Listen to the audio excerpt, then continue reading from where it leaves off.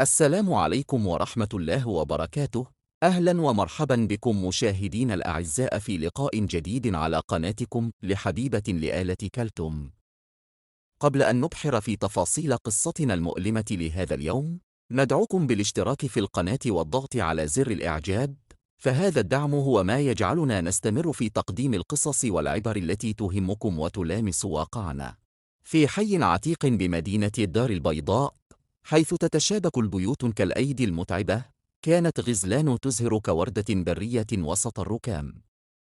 لم تكن غزلان تملك من حطام الدنيا سوى عينين واسعتين كبحر لا قرار له، وقلب نبض للمرة الأولى والأخيرة لشاب يدعى عادل.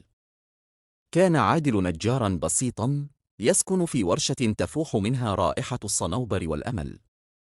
لم يكن يملك رصيدا في المصارف، لكنه كان ينحت من الأخشاب الصماء قصائد حب لغزلان.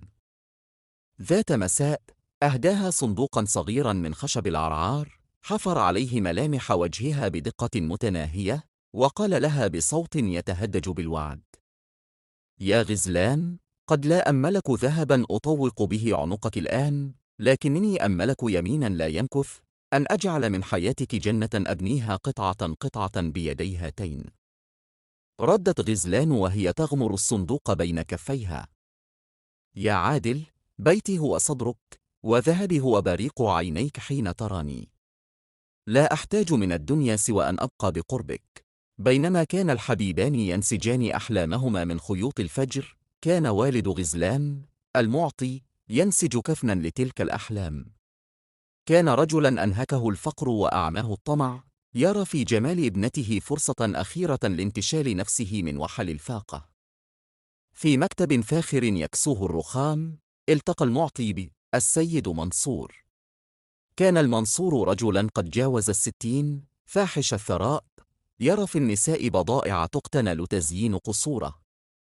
عرض المنصور مهرا لا يرفض، بيتا فاخرا، سيارة حديثة، ومبلغا يسدو ثقوب الديون التي أثقلت كاهل المعطي.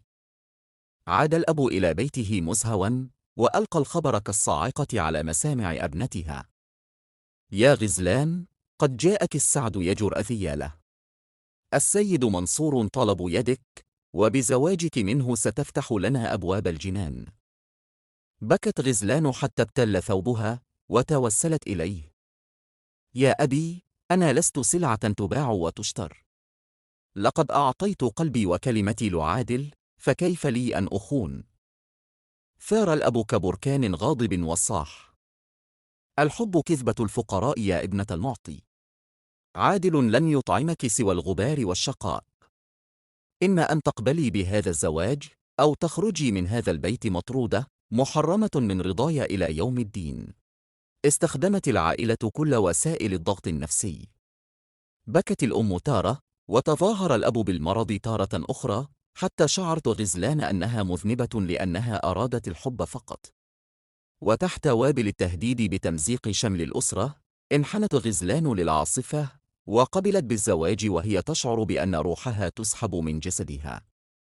حاول عادل الوصول إليها، لكن إخوتها والرجال المأجورين منعوه، وأوسعوه ضربا أمام عينيها، وهم يصرخون فيه: ابتعد عن طريق الأسياد أيها النجار البائس. في تلك الليلة، أرسلت غزلان رسالة أخيرة لعادل مع ريح المساء، كتب فيها: يا عادل، لقد كسروا جناحي قبل الطيران. غدا سأزف إلى قبر المذهب. لا تحزن علي، بل أحزن على زمن أصبح فيه الإنسان يباع بالورق. استخدمت العائلة كل وسائل الضغط النفسي. بكت الأم تارة، وتظاهر الأب بالمرض تارة أخرى، حتى شعرت غزلان أنها مذنبة لأنها أرادت الحب فقط. وتحت وابل التهديد بتمزيق شمل الأسرة، انحنت غزلان للعاصفة، وقبلت بالزواج وهي تشعر بأن روحها تسحب من جسدها. حاول عادل الوصول إليها، لكن إخوتها والرجال المأجورين منعوه، وأوسعوه ضربا أمام عينيها، وهم يصرخون فيه: ابتعد عن طريق الأسياد أيها النجار البائس.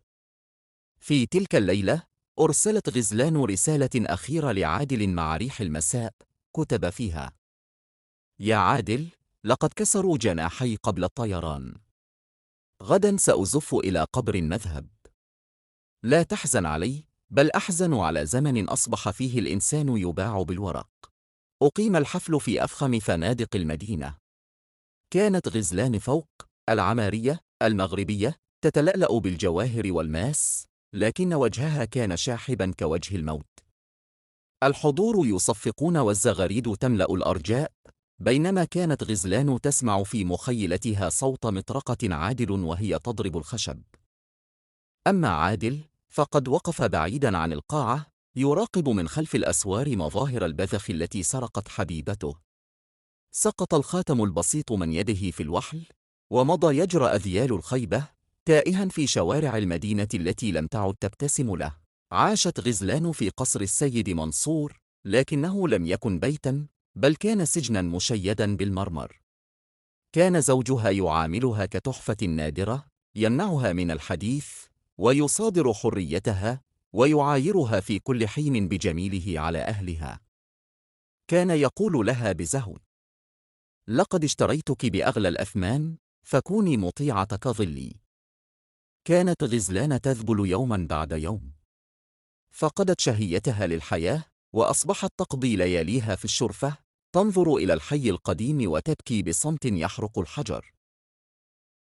جاءها الخبر اليقين بأن عادل في قمة يأسه قد ركب البحر في قوارب الهجرة السرية، باحثا عن نهاية لآلامه، لكن الموج كان أقوى منه، فابتلعه البحر مع أحلامه المجهضة. في تلك الليلة انكسر شيء ما داخل غزلان. لم يعد للدموع مكان، ولم يعد للخوف وجود. ارتدت فستان زفافها الأبيض الذي احتفظت به كرمز لمأساتها، وتوجهت نحو المسبح الكبير في حديقة القصر. كانت النجوم تنعكس على سطح الماء الصافي.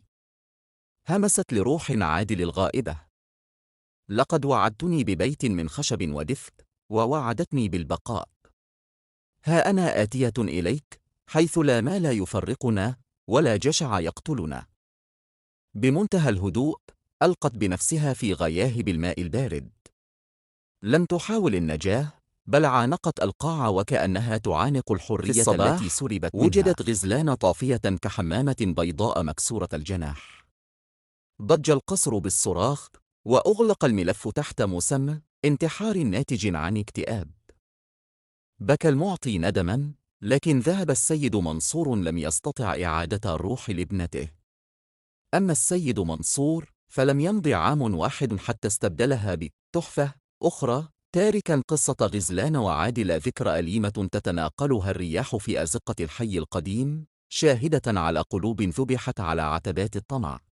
لم تكن جنازة غزلان مجرد وداع لجسد غادرته الروح، بل كانت جنازة لضمائر أحياء ماتوا قبلها. سار المعطي خلف النعش بظهر منحن، لم يقوى المال على تقويمه. كانت كل خطوة يخطوها نحو المقبرة تبدو وكأنها ثقل جبل من الندم فوق صدره. حين وضع التراب على فلذة كبده، لم يسمع سوى صدى كلماتها الأخيرة: لقد بعتني يا أبي، فصار بريق الذهب في عينيه سوادا لا ينجلي. أما الأم فقد لزمت الصمت منذ ذلك اليوم، صمت مرعب قطعه فقدانها لعقلها، فصارت تجلس كل مساء عند عتبة البيت القديم، تمسك بصندوق العرعار الذي تركه عادل، وتخاطب الفراغ قائلة: لقد انتهت النكافة يا غزلان، فلماذا لم تستيقظي بعد؟ لقد نلوا المال الذي طمحوا إليه، لكنهم فقدوا الحياة التي من أجلها يجمع المال. السيد منصور ببروده المعهود لم يحضر الجنازة خشية القيل والقال، وبالنسبة له كانت غزلان صفقة خاسرة انتهت قبل أوانها.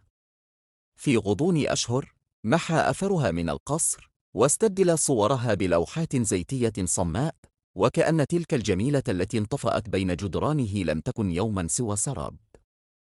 لكن يقال إنه في الليالي العاصفة كان يسمع صوت ارتطام في المسبح يجعله يرتجف رعبا، فصار القصر مسكونا بظلال ذنب لا يغفر.